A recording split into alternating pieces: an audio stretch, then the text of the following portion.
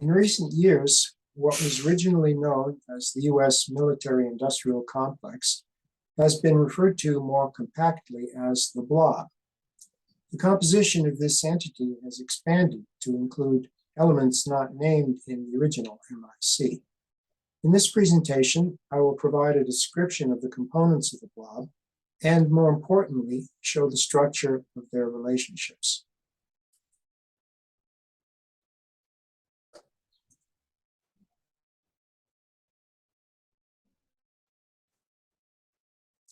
The Blob is not a conspiracy. It is a network of convergent interests in which participants derive differing benefits from supporting a common ideology. By supporting the ideology of militarized pursuit of liberal hegemony, arms makers earn profits, military leaders secure promotions, politicians get elected, and media figures advance their careers. Liberal hegemony is the aggressive propagation of democracy and free market economies. The Blob employs militaristic foreign policy to impose liberal hegemony on the world. The origin of the Blob term is Obama's advisor, Ben Rhodes, who referenced it in The World as It Is, a book published in 2018.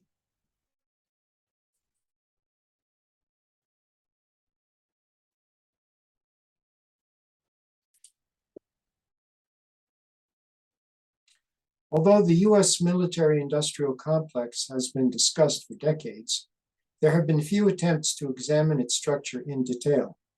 Such an analysis is necessary to combat any pathogen.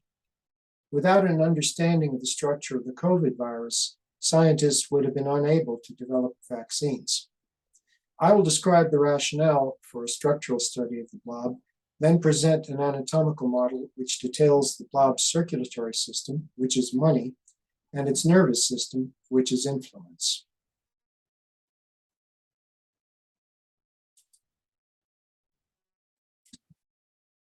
There's a pathology as well, of course. Any pathogen harms, and this is the militaristic policy of the Blob is what is so harmful, so dangerous.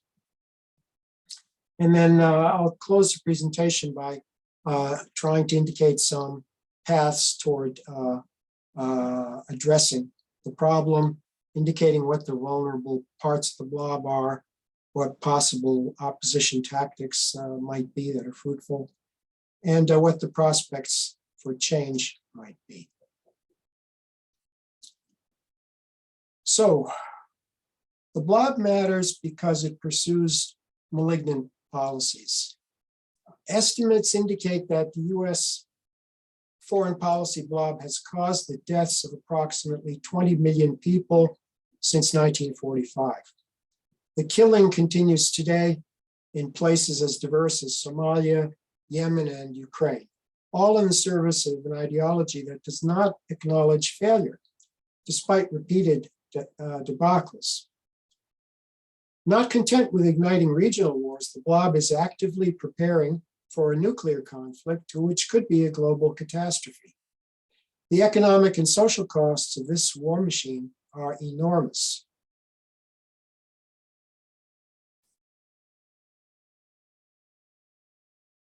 The structure of the Blob is important because challenging it requires understanding where it's vulnerable, and that is why we're going to look at its anatomy.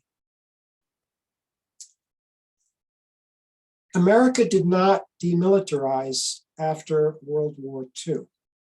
The perceived threat of Soviet expansion was used to justify the creation of a national security state with a powerful military establishment, extensive clandestine security agencies, and a large defense industry. In 1961, in a farewell address, President Eisenhower warned against the dangers of what he called the military-industrial complex. In subsequent years, the MIC evolved into what Ray McGovern, a retired CIA analyst, has called Mickey Matt, which adds the components of Congress, intelligence agencies, media, academia, and think tanks. This complex, which is nicknamed the Blob, has shifted its rationales over the years, moving from anti-communism to anti-terrorism to the current boogeyman of authoritarian governments. The one constant factor has been an ideological fixation on the forcible spread of liberal hegemony.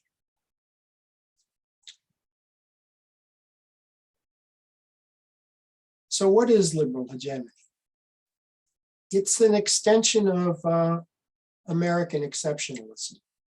It's a belief that the US has an historic duty to impose its political and economic model on the nations of the world. And by democratic, unfortunately, the reality is plutocratic structures. A number of academic studies have demonstrated that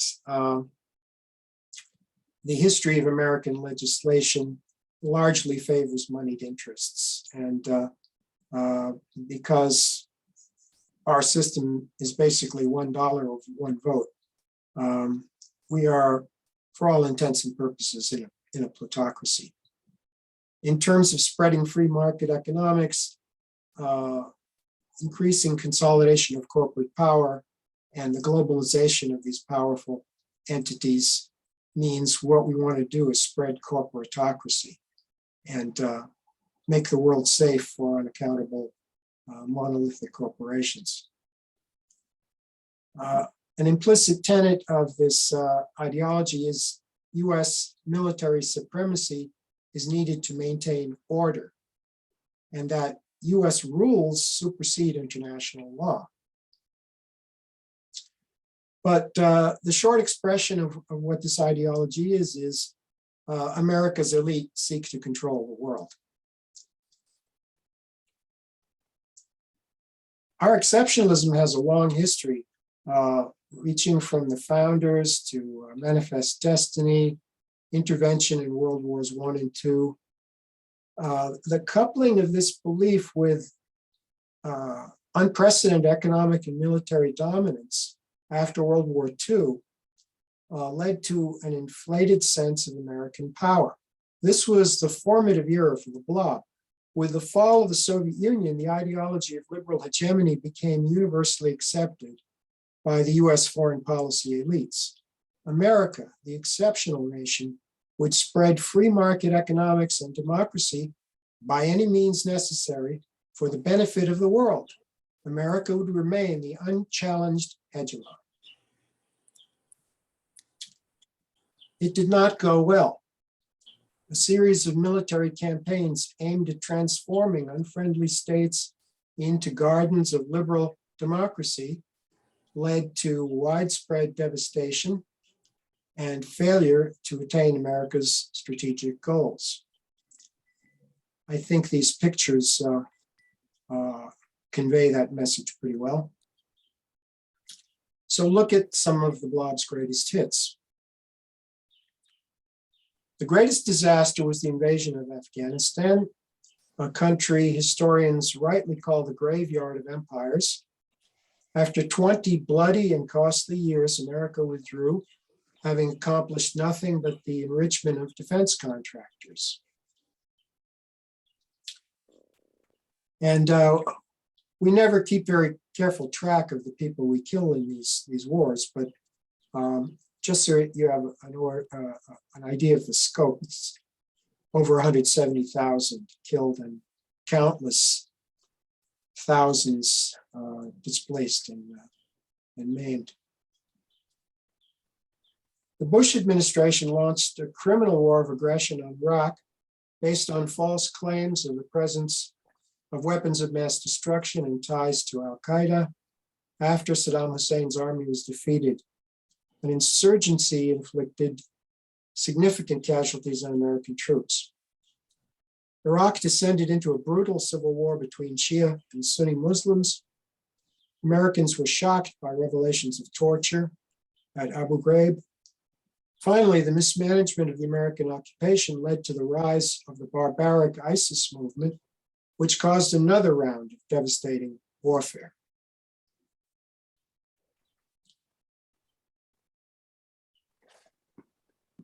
A war depicted as a humanitarian intervention to depose an evil dictator resulted in the collapse of Libyan society and a smoldering civil war. Today, there are reports of African immigrants being sold as slaves in Libya.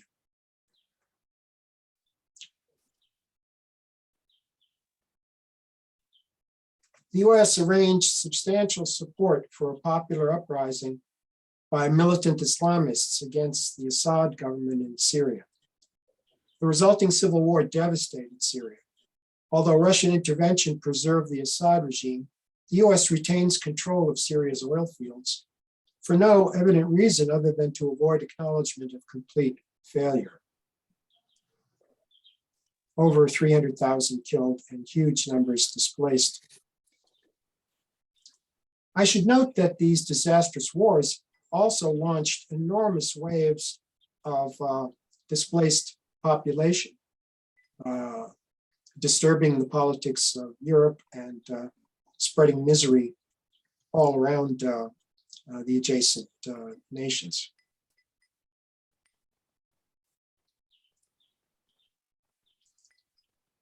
This brings us to the current war. The US-supported coup that overthrew the elected government of Ukraine was initially considered a triumph for the Blob. A former republic of the USSR, rich in resources, Ukraine would now become a member of NATO and thus weaken Russia's geopolitical position.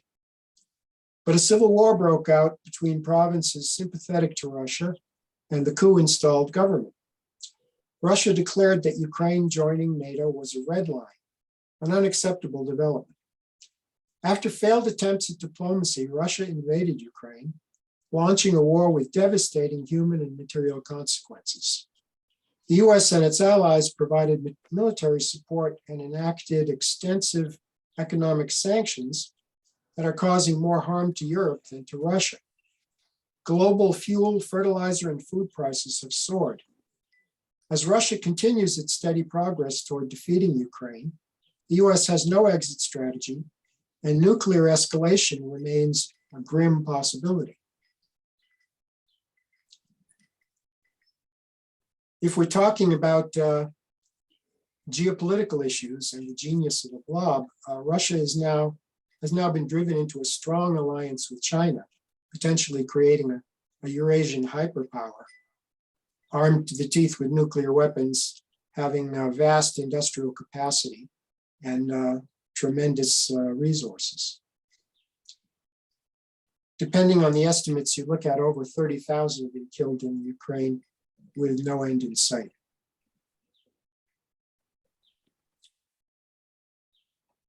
So with this record of disasters, is the Blob held accountable? Surely, if a corporation had blundered and failed repeatedly, its management would be replaced by angry stockholders. If a local government had been horribly lax and scandal-plagued, it would have been replaced. But in the face of these catastrophic errors, blunders, and disasters, none of the players in the Blob have been held accountable. Let's look at some representative members. Anthony Blinken, who supported the US invasion of Iraq, is now Secretary of State. Jake Sullivan, who participated in the decision-making for the attack on Libya, is Biden's National Security Advisor. Victoria Nuland, who spearheaded the US participation in the coup in Ukraine, is Undersecretary of State. Lloyd Austin, former commander in Iraq, Secretary of Defense. Mark Milley, former commander of Afghanistan forces, is chairman of the Joint Chiefs of Staff. And Tom Friedman, our beloved champion of globalism, who was an op-ed columnist at the New York Times cheering for the Iraq War, is now still an op-ed columnist cheering for the Ukraine war. Jeffrey Goldberg, who made his reputation writing exposés about the evils of Saddam Hussein and his ties to Al-Qaeda, is now the chief editor of Atlantic Magazine. So no, the Blob is not held accountable. The Blob remains firmly in control of US foreign policy. Well, as bad as its reign of ruin has been in conventional conflicts, the Blob is also increasing the risk of nuclear war because it advocates complete military dominance. It insists on continuous arms racing and strengthening of America's nuclear weaponry. It has engineered our withdrawal from strategic arms control treaties, the ABM Treaty, the Intermediate Nuclear Forces Treaty, controlling short-range missiles, the Open Skies Reconnaissance Treaty, and it's been promoting weapons that are destabilizing. That is, they increase the likelihood of a sudden escalation to a nuclear war. ABMs, anti-satellite weapons, cyber warfare, tactical nukes. The American public has become complacent about the danger of nuclear war. Much has changed since the Cuban Missile Crisis persuaded the US and the USSR to negotiate arms control agreements that reduce the threat of nuclear war. The response to the abrogation of these treaties has been that other major nuclear powers are building up their own nuclear capabilities. So we're now facing a growing danger of nuclear war, and the Blob is heedless of the increasing risk. You can literally read in the press claims by members of the Blob establishment that the Russians are bluffing when they threaten to use nuclear weapons to defend their interests in Europe.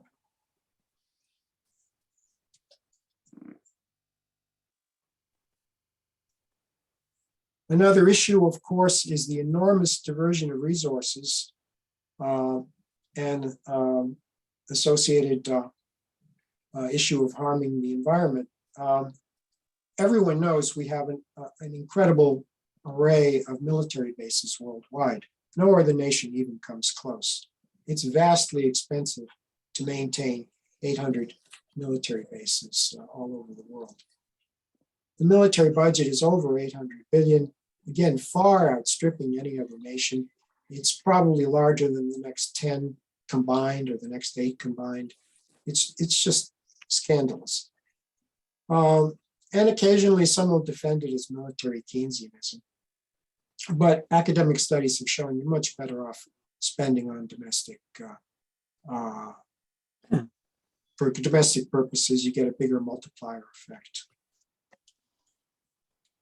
So these expenditures divert resources from civil society. And moreover, the money is often allocated to misconceived and mismanaged projects. Programs such as the F-35 fighter, the littoral combat ship, the V-22 Osprey transport, the Nimitz-class aircraft carriers, they've all overrun their budgets and delivery timetables. This is not an accident. Mismanaged weapons programs are more profitable than those that are properly managed because the government must pay over and above the initial price of the weapon systems.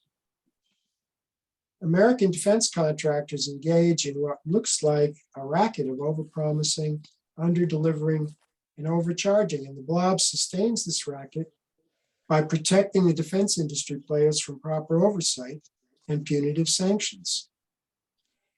Thanks to Blob-supported legislation, new weapons can now enter production before testing is completed. This is an utterly irresponsible practice. In terms of pollution, the military establishment has left behind it a huge trail of contaminated sites, most notably the nuclear weapons production sites, some of which involve colossal remedial costs. In Hanford, Washington, there are tens of thousands of gallons of high-level nuclear waste resulting from plutonium processing. They're in rusting tanks, and a multi-decade program costing tens of billions of dollars is slowly advancing. We can only hope that they get started before the tanks rust through. So let's get into naming the parts of the blob. I will use Ray McGovern's acronym, MICI-MAT. I think he actually puts it in a double T for think tanks, but I found it inconsistent. The main players are the military establishment, the intelligence agencies, Congress, the defense industry, media, and think tanks. Let's start with the military. America's huge military establishment spans the globe with foreign bases and is the blob's primary instrument of coercive power. American exceptionalism is reflected in the US military's avowed pursuit of full spectrum dominance. And I quote from their strategic guidance, full spectrum dominance. That means in every portion of the spectrum of military capabilities, it's our avowed goal to be more powerful and capable than any adversary or even combination of adversaries. Unfortunately, given the nature of arms racing, this is an unattainable goal, but it does serve to enrich the US arms industry. We've been permanently at war since 9/11. The military is not only influential while its officers are serving, but they are increasingly moving through revolving doors into the media and the think tanks and other areas. There's a constant need for new weaponry, sometimes because of artificial threats. And there is no end in sight for the defense budget. Right after the spectacular debacle of the humiliating withdrawal from Afghanistan, Congress authorized the biggest military budget ever and gave the administration, I think, $40 billion more than it asked for. So the defense industry. Steady corporate consolidation has resulted in the creation of giant defense contractors with substantial lobbying resources and powerful political influence. Defense industry executives regularly move through the revolving door of government positions, which enables securing of enormous weapons contracts for their former employers.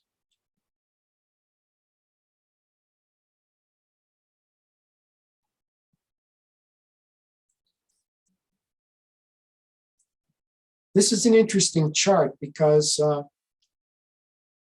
it shows that although the US defense corporations are big and powerful, they're dwarfed by the non-defense corporate sector.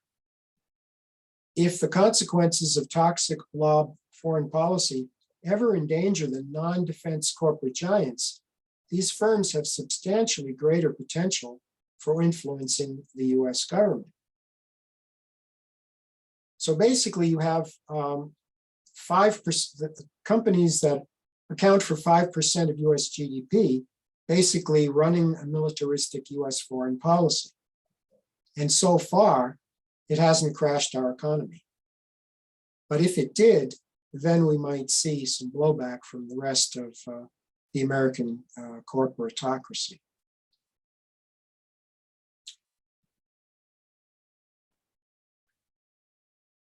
Now we come to Congress. Congress, which the American founders intended to be the bulwark of our democracy, has abdicated its responsibilities for the management of the nation's budget and decisions on war and peace. The Blob has subverted Congress by financing campaigns and using other forms of political manipulation. Any representative who breaks from Blob policy is denounced for weakness and accused of undermining national security. Since the Blob finances the campaigns of both major political parties, there is no effective difference between the parties on defense issues. The response, as I said, the response of Congress to the Afghanistan disaster was to further increase the defense budget, and that was a bipartisan vote. Greens should always highlight the fact that we are the only peace party. The two dominant parties are effectively militaristic pro-war parties.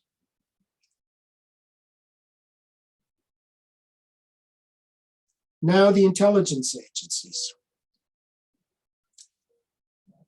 Originally intended to gather information supporting presidential decision-making, the US intelligence agencies have metastasized into unaccountable organizations conducting clandestine warfare. They have become immune to congressional oversight. A sitting US senator publicly declared that the intelligence agency should not be challenged because they have many ways of striking back. This was my own senator in New York, by the way.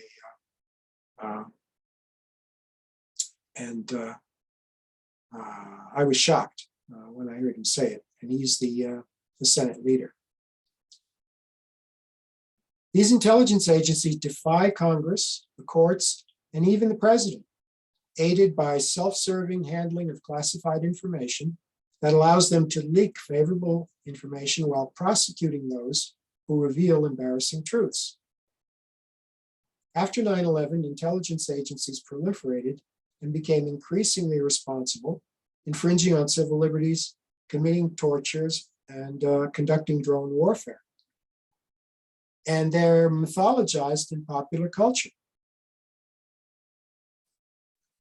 Their secret agents are portrayed as superhuman, perfect defenders of the Republic. And we shouldn't meddle with their brilliant activities. Those of you who want to delve into the sordid history of the US CIA will learn that there have been a number of total collapses of security and compromise of their networks over the years, often because of internal espionage. So much for their brilliant invincibility.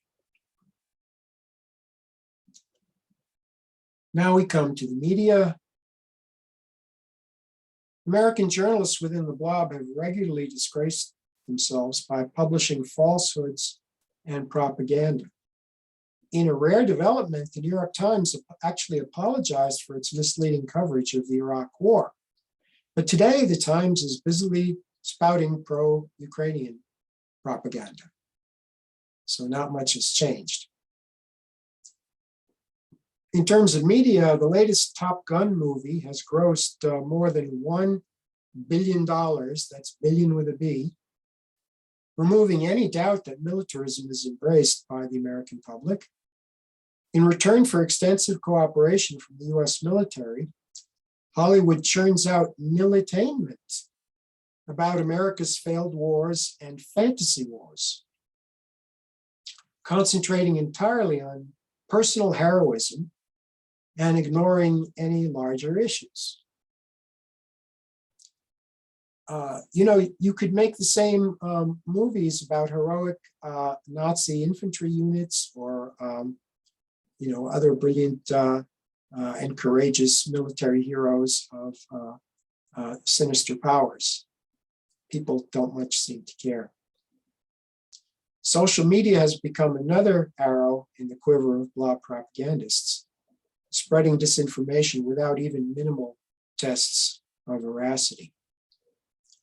So those of us who believe that the internet would enable the truth that sets us free are now deluged with the most unscrupulous and revolting tweet storms. So no relief in that segment of the media.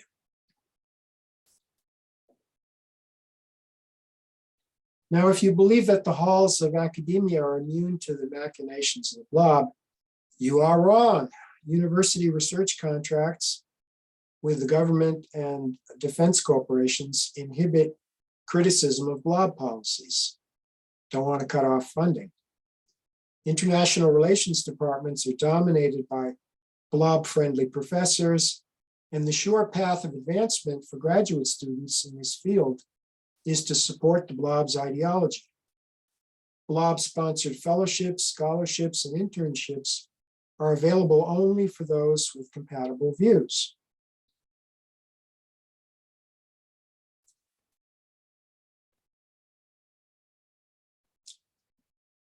And lastly, the think tanks. The Washington think tanks are research and advisory organizations theoretically devoted to producing reliable guidance for government and industry regarding defense and foreign policy matters. Rand Corporation is the 800-pound gorilla in this group, racking up $1 billion in annual revenue, largely provided through the government. And they're dominated by Blob ideology. They're characterized by declining research quality. They used to have pretty well documented and researched product, but that seems to be deteriorating, again, because of this ideology becoming dominant. It's a recycling area for former government personnel. You'll see later that people tend to move into these think tanks as R&R areas before their next foray into a Blob mission. And they're mainly funded by government and defense industry. There is a sprinkling of wealthy individuals who also pump money into these think tanks, but it's hard to track those fund flows. And just to give you a feel for the product of these think tanks, this is the title of a 2019 RAND report. And I'll quote from the beginning of the report. This brief summarizes a report that comprehensively examines nonviolent, cost-imposing options that the United States and its allies could pursue across economic, political, and military areas to stress, overextend, and unbalance Russia's economy and armed forces and the regime's political standing at home and abroad. Let me repeat a few of those words: stress, overextend, and unbalance. The intent of this paper is obviously hostile. It's not meant to seek an understanding of an adversary. It's not meant to broaden our grasp of the issues. It's explicitly meant to provide direction for how to harm another nation state, supposedly non-violently, but now we're past that in the Ukraine war. Now we're getting into the violent side of things. So this is the mischief that the think tanks do. And unfortunately, through a process of selective funding, hiring, and promotion, the great majority of these institutions support the Blob's ideology of liberal hegemony and the attendant militaristic foreign policy. I found a top 10 influential think tank list. I guess this depends on how often their papers are cited, how often their research is referenced. And they're all aligned with the Blob. If you want to whistle up support for liberal hegemony, just go to any one of these distinguished institutions and they will crank out a paper for you, indicating that this is the one true path.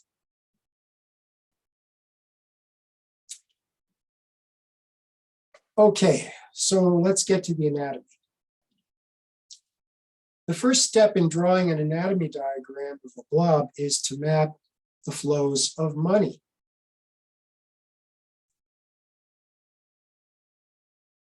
These arrows are not drawn to scale.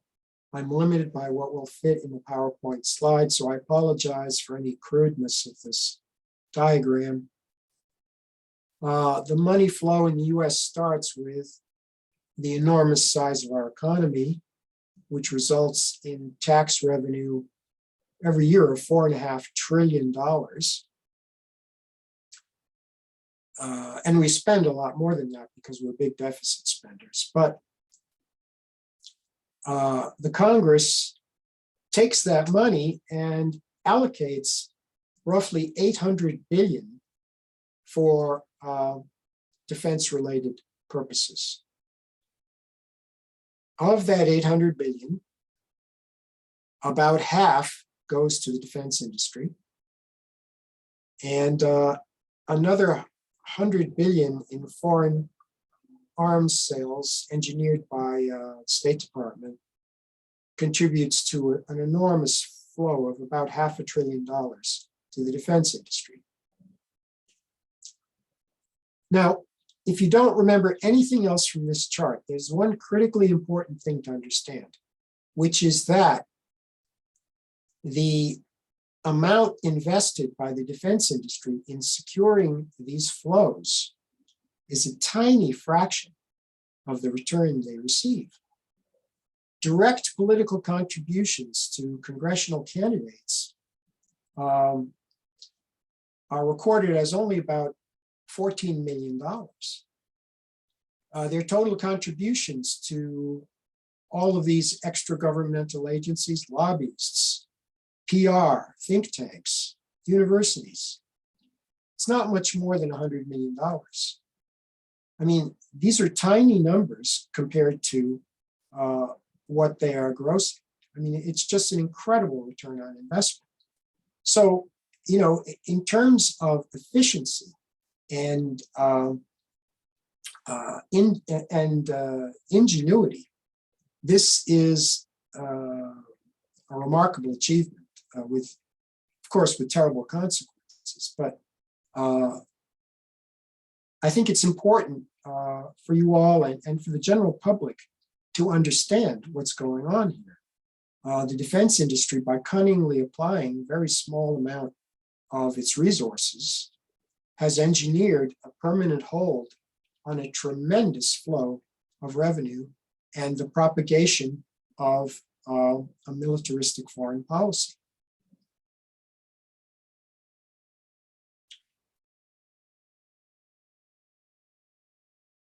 Now, please note that it's hard to develop precise numbers here.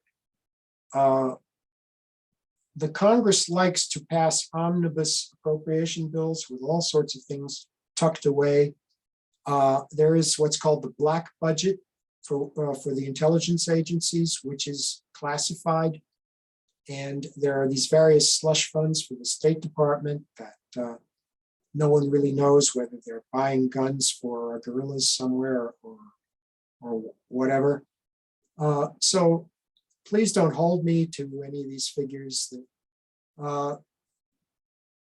Down here, there is, you see the thin arrow from the defense industry to foreign governments. No one knows what the scale of bribery is to governments in the Mideast to get them to buy weapon X versus weapon Z. Companies and nations have been caught red-handed bribing various nations to get them to buy various weaponry. So it's hard to get numbers, but the relative scale is clearly established. Also, wealthy Americans definitely funnel some funds into the think tank community and to universities. And sometimes they even take out their own full-page ads in the Times calling for America as world police to carry on. But these are the basic flows of funds among the components of the blob. Now we come to the more interesting part of the anatomy, which is what I call the nervous system. And this is relationships of influence. And this is harder to describe because we all can grasp what a stack of money in front of us means. I mean, it doesn't take a genius to establish that if someone gives you a briefcase full of cash, they're going to expect a return, favor. But influence is a more complex phenomenon.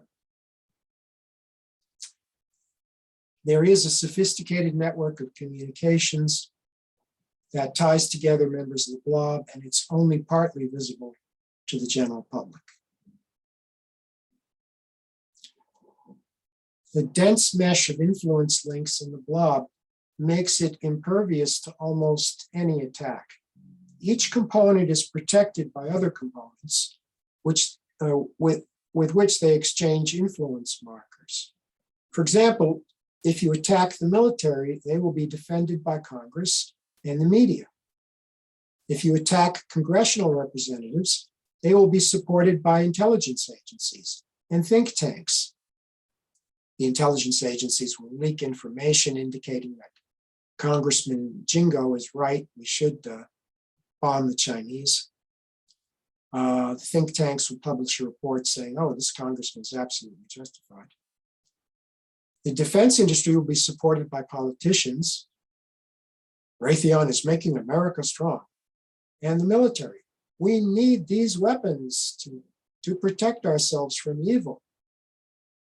This is the power of the blob's influence network. And this is why exposés and journalistic muckraking can't do very much because they're so effective in defending each other's interests.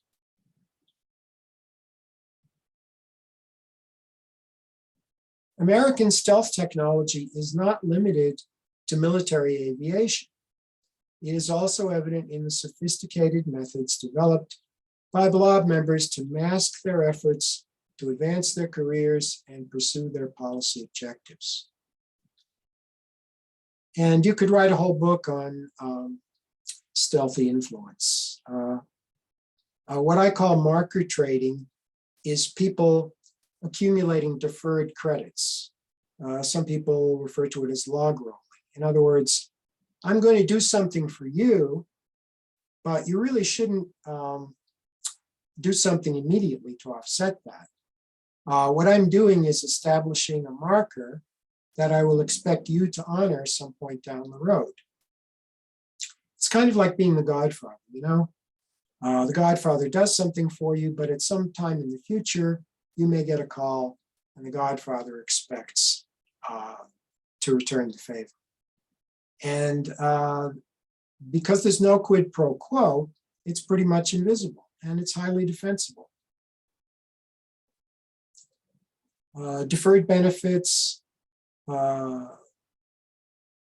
everybody knows that an influential congressman can retire to become a lobbyist and quintuple his salary. It happens all the time. The senior committee members who are well connected with all the players can immediately move to a lobbying firm and do very nicely. And they know that that reward lies in prospect if they play along with the blob. Another technique is cutouts. In other words, you don't directly promise something to Mr. A. You use Mr. or Ms. B to contact Mr. or Ms. C, and then they deal with Mr. or Ms. A. And this is a very hard trail to follow.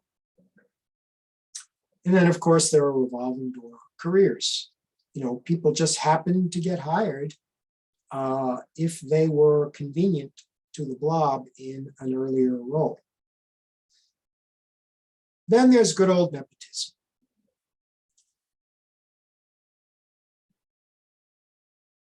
Here's a sample of nepotism. Blob players are often found in nepotism networks. A prime example is the Kagan clan. The most notorious member of this gang is Victoria Nuland, who was infamously recorded in a 2014 conversation with the US ambassador to Ukraine, in which she made the selection of Ukraine's post-coup president. The Kagan team works in close coordination to promote, you guessed it, American liberal hegemony. Robert Kagan, Victoria's husband, is prominent in the Brookings Institution, a Blob think tank. His brother, Fred Kagan, publishes papers for the AEI, Right-Wing American Enterprise Institute. And his spouse, Kimberly, fortunately found funding for the Institute for the Study of War, which to this day publishes reports on the Ukrainian war that are quite favorable to US policy. Those Ukrainians are definitely holding the line. So something old, something new. Nepotism's been around for a long time, and it's still part of the Blob. Now, I'm going to go into detail on just one instance of how the influence network works. So bear with me. And there's a lot of information on the slides, but I'll try to summarize. In 2000, the US Department of Defense established a requirement to replace the aerial tanker fleet. Aerial tankers refuel aircraft, and they're combat aircraft, and they're essential to having global reach. If you want to be able to project power to intervene in countries and conflicts all over the world, if you want to be the world police, you need a big fleet of aerial tankers to project your air power. So the original fleet was getting old, needed replacement. So in around 2001, Boeing, which had manufactured the earlier generation of tankers, proposed an unusual lease deal for the tankers. Imagine that, leasing tankers rather than buying them, something the Air Force had never done before. And this deal was supported by one Darlene Druyan, who was the Air Force Undersecretary for Procurement.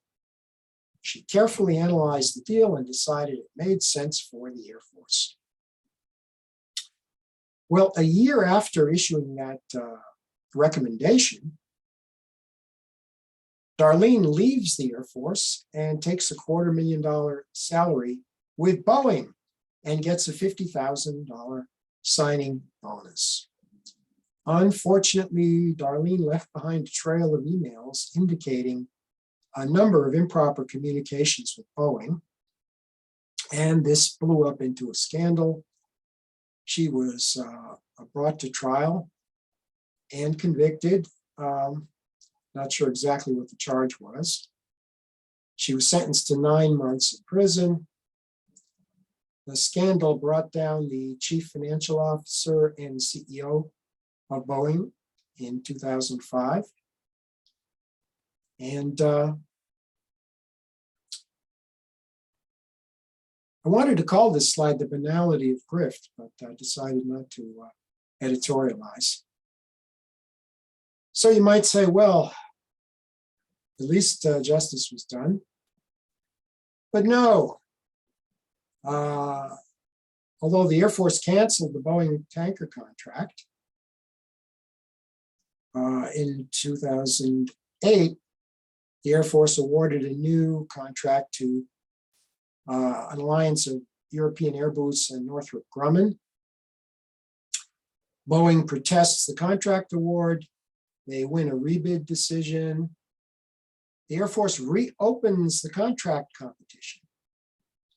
And in 2011, Boeing wins the tanker contract. All's well that ends well.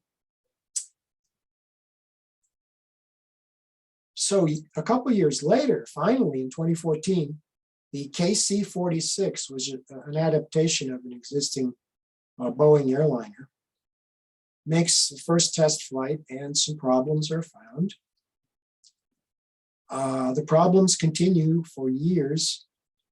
In 2019, the first KC-46 deliveries are made, and there are still problems, particularly with the vision system for steering the refueling boom.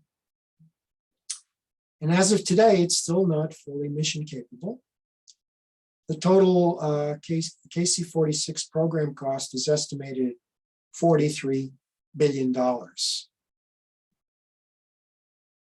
So note how cheaply bought this official was. $250,000 salary, $50,000 signing bonus, $43 billion contract. There's been some rough justice. Boeing has had to pay out over $5 billion in cost overruns, but the Air Force still does not have a usable tanker aircraft. Despite conspicuous corruption and operational failures, the Blob wins again and again. For every case in which stealth corruption is revealed, there are many that succeed in quietly advancing the interests of the Blob. A little bit here on the revolving door. Mark Esper was Raytheon's top lobbyist, so it was only natural that the Blob would engineer his appointment as Trump's Secretary of Defense. Similarly, Lloyd Austin left the Raytheon board to become Biden's Secretary of Defense. Nothing to see here. Move along and pay your taxes. Esper now works for two Blob think tanks and has recently visited Taiwan to aggravate tensions with China. I want to read a headline from the July 19 South China Morning Post. Former US Defense Chief, that's Esper, says one China policy has outlived its usefulness. Those of you familiar with the one China policy know that it was a diplomatic understanding between the US and China that Taiwan was a part of China and should be reunited. So if you want to infuriate the Chinese government, this is the kind of statement you would make. The Blob carries on.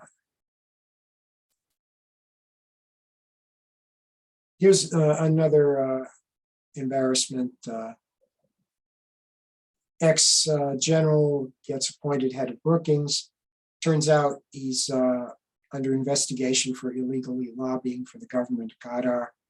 Serious money involved, presumably. And Brookings, meanwhile, makes him head of their prestigious think tank and then finds out about the investigation, so he resigns. This is just the tip of the iceberg. We have no idea how much of this mischief is going on, but it's what makes the Blob so powerful.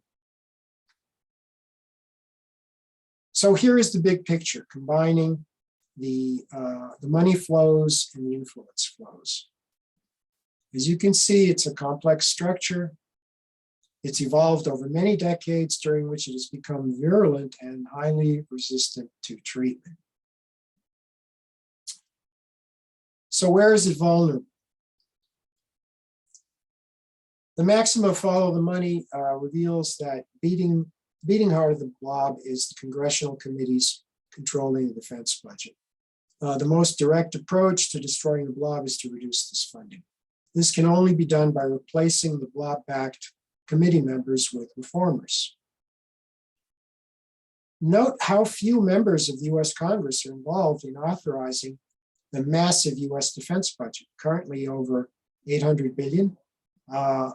Power over these committee members is further concentrated in the committee chairs and the leaders of both houses. The cost of paying for a House seat is about $2 million in campaign funds. This is a pittance for a defense contractor seeking multi-billion-dollar contracts. Any attempt to unseat key members of these committees will encounter massive resistance by the Blob. If you think AOC or someone like that is ever going to get on these committees, you can forget it.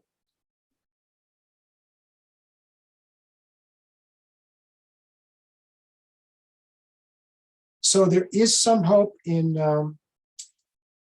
that with enough publicity, citizens and politicians can be sensitized to the ill effects of arms makers whose products inflict death and destruction on the victims of the Blob's military adventures.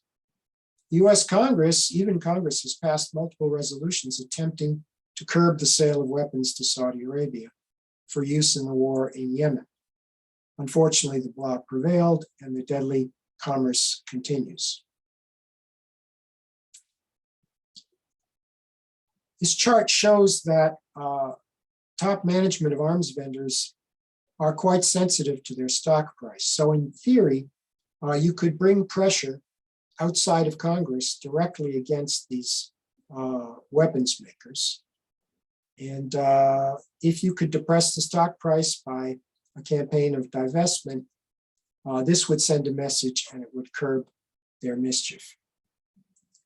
This just shows Raytheon from a few years ago, but the numbers for other corporate leaders are similar. Salaries are just a small part of their compensation. It's stock options and stock compensation that dominates their income. So the idea for targeted divestment is to you go around the Congress because investors can't be bribed. They don't have to run for office. Activists can go directly to the investment community and get them to put pressure on the defense industry and stop them from supporting policies that increase their profits. Peace activists have begun to target major arms makers with divestment campaigns. These efforts have been unsuccessful because the large financial institutions who hold major equity positions in defense firms do not believe that the Blob is a threat to the overall American economy. This may change as the Blob pursues increasingly disruptive global economic sanctions. Consider the impact of the sanctions war with China on Amazon and Apple's global supply chains. And socially responsible investing has been on the rise. So there is hope to get anti-militarist considerations into the framework of ESG investing. So these are the main strategies. You've got to go after the funding committees, and you've got to try to bring pressure on the arms corporations.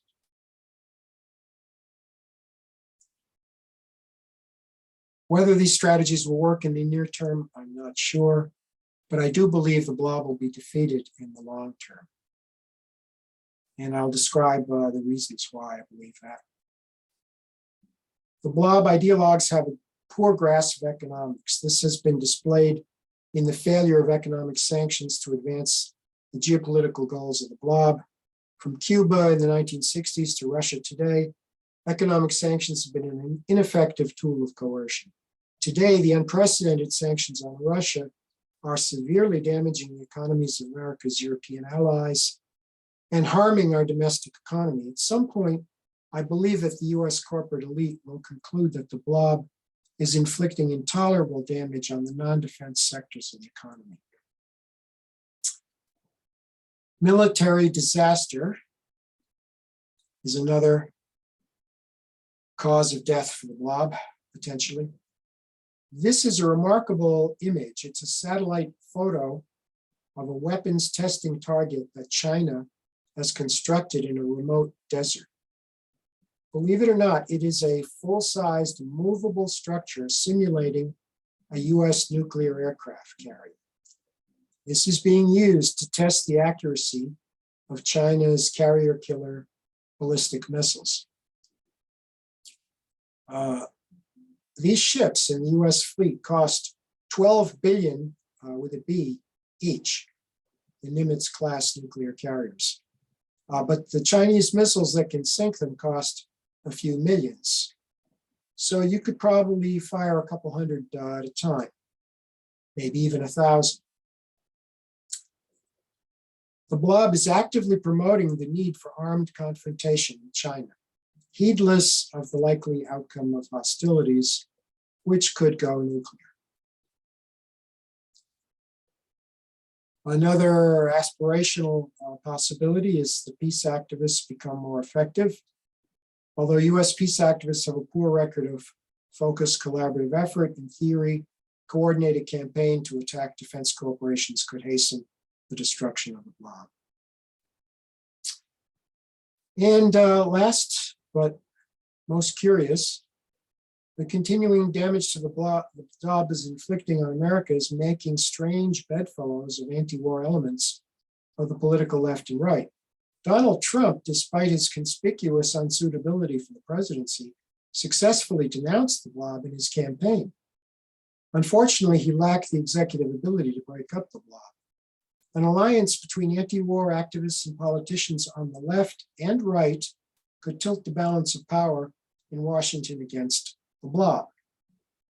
And if you read the blogosphere, you'll see that libertarians, Trumpists, plutocrats, some of them are starting to say what's wrong with this picture, and actually advocating the same goals as peace activists, environmentalists, and social justice activists when it comes to breaking up the Blob. So in summary, the problem of the Blob will not be solved by my structural analysis. As I've shown, it is a powerful and deeply entrenched network of mutually supporting elements. No amount of analysis or investigative journalism will easily defeat it, but it is my hope that the information I presented today will help Green Party members and candidates more effectively work toward the defeat of this pernicious network that is damaging our nation.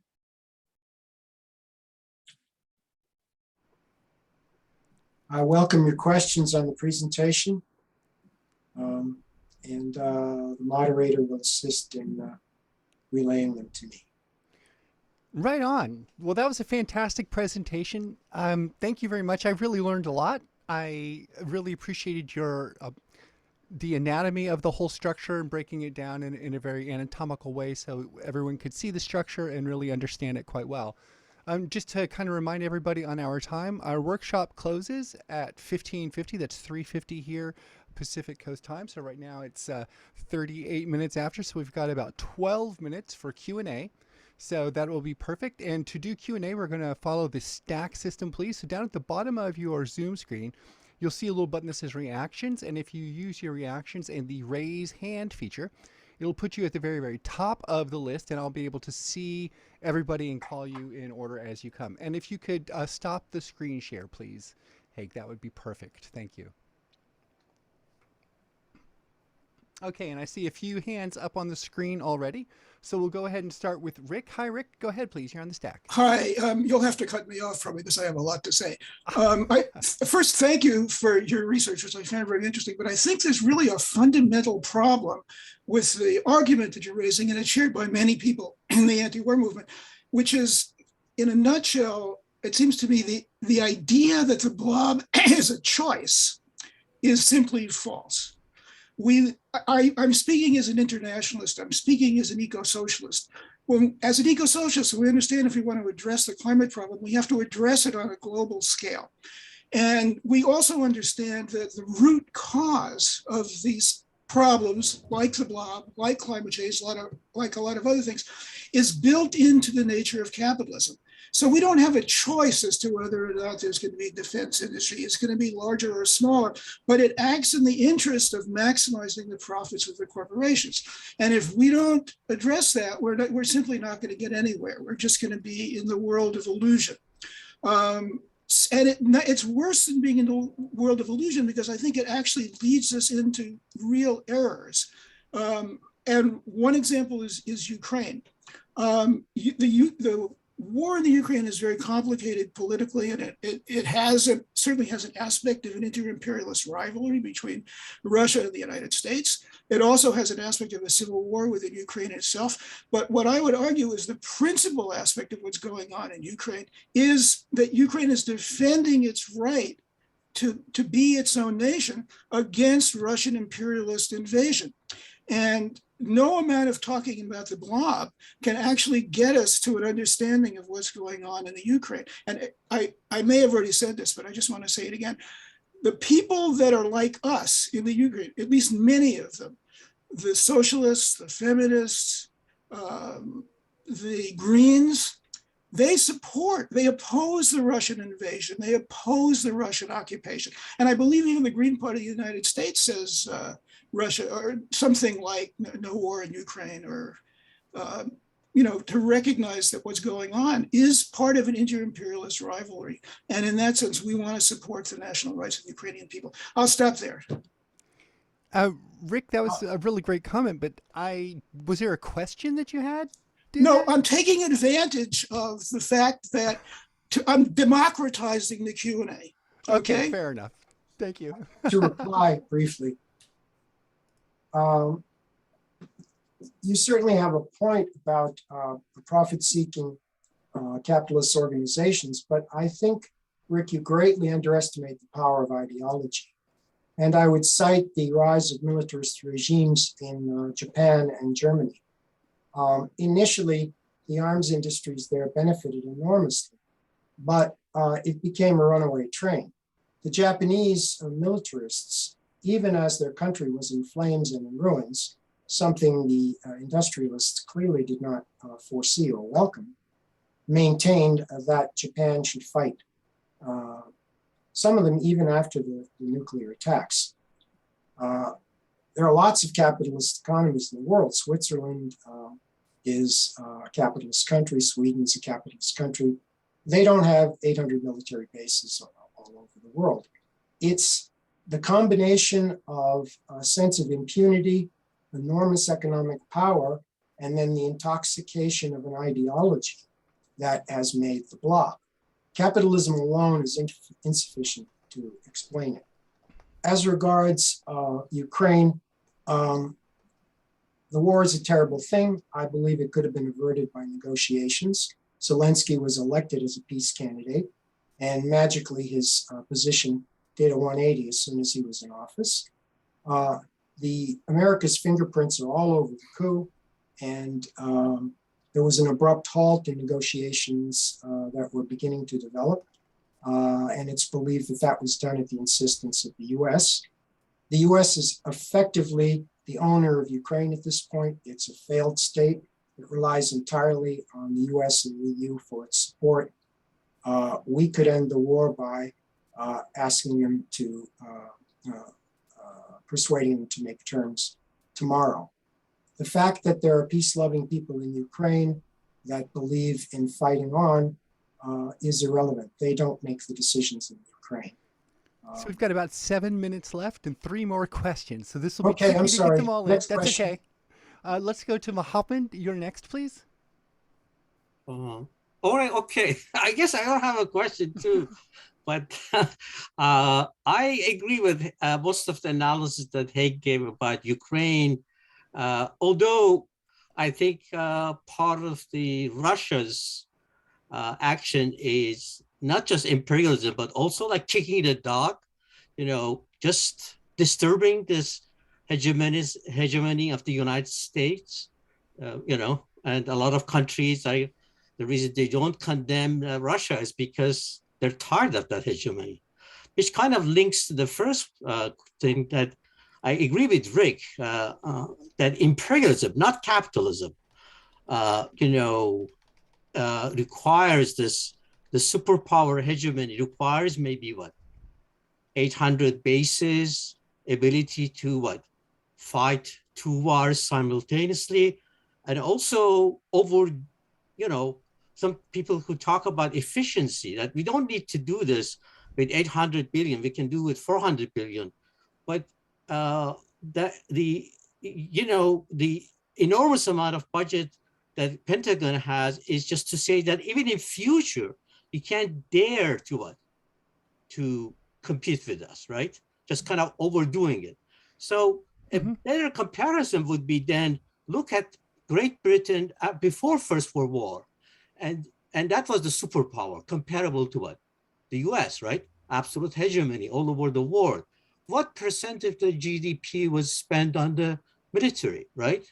And then compare that to US and see if this is a requirement of the, of the hegemony of a superpower, the imperialist power that not only wants to dominate the world, but also wants to dispel any illusion or any ambition of any other power taking its place, whether it was Germany before the First World War, or in the case of the US, China, right? Or other countries. So that's it. Right on. Thank you for that addition, Mohammed. Justin, you're on the stack, please. And then Ian and Kevin, if we have time. Thanks. Yeah, I just kind of wanted to add my own, reflections from the presentation, which was excellent. Thank you very much. But I also, agree with Rick. I think that, it's important to reflect that I think, of course, the military-industrial complex has a self-interest of promoting, its own profits and its own thriving profit-making motives. But, the entire, as you pointed out, we have this entire other industry of the Wall Street traded giant corporations, and they really care about foreign policy. I mean, I think that they're involved in the anatomy too. I think they deserve their own spot because, if you read How to Hide an Empire by Immewalt, I think it was, he talks about how Teddy Roosevelt, used to be more explicit. They're like, we're running out of fertilizer for our farmers. They need it. We're going to go attack these islands that have a lot of guano because bird poop is rich in nitrogen, and we're going to, get this resource for our farmers. And we're going to attack the Philippines, or we're going to take over the Philippines because we want to secure trade routes. So I think what's missing from American discourse a lot of times is the fact that a lot of our foreign policy decisions are really motivated by not just the economic interests of the military-industrial complex, but the economic interests of our major corporations, controlling the price of oil, opening new markets, gaining access to new, marketplaces like Ukraine. There was a huge economic conflict going on there between the pro-Russians and the pro-Western about who are they going to trade with and what rules are they going to follow. The IMF was putting tremendous pressure on them to do the kind of draconian neoliberal measures that they're always pushing, to lower wages, cut social spending. And, these economic interests of these major corporations, I think they're being served by the U.S. military. I think they're a major part of the anatomy, and I just wanted to put that in as my thought. But thank you for the presentation. Brief response? Oh, please, we have 2 minutes, so be brief. Right. I acknowledge that imperialism serves the broad corporate sector, but what I tried to suggest at several points in the presentation is the Blob malfeasance now maybe approaching a tipping point that risks tearing the whole global economy into two antagonistic blocks. And, Wall Street is not going to like that. Over. And we have got 1 minute left, so that's pushing our time pretty hard on our schedule because we have a very tight time frame, right? 10 minutes between workshops. Our next workshop is coming up here in exactly 10 minutes. So, Kevin, I see your hand is up, and we didn't get to hear from you last time because you were unable to get unmuted. So perhaps you can offer the final thoughts on this as we exit out. And no, you cannot. So unfortunately, you're still having an audio issue. I'm not exactly sure. Well, I see Maureen waving a stack sign. Stack, the old-fashioned way. Go ahead. We got one minute, please. Go ahead. Hi. And if you don't have time to answer this, answer it online or something. But what about drones? You talked about stealth military things. Drones are so bad. They've just been talking about them in our town council. I mean, how much more like undemocratic and stealthy can you get? Well, drones very much are that. And let's pop to Ian real quick. Ian, sorry I didn't see you on the stack. Please go ahead. And just real quick, please. Thank you. I withdraw my question for time purposes, actually. Thank you. All right, thank you. I'm sorry about that, everyone. I really appreciate the presentation we had today from Haig at our Peace Action Committee. Hope you all did too. I hope you had a chance to learn something from it. If you didn't catch the full thing, if you popped in sometime during it later, you'll be able to find the full the full presentation on our YouTube channel. Don't forget tonight coming up, we have a film starting at 8 o'clock, so 5 p.m. PST, called 2040, The Regeneration, which is a pretty awesome thing. And I look forward to seeing you there. If not, I will see you around at other workshops in the A&M. Thank you, everyone, for being here, and this concludes our workshop. Good night.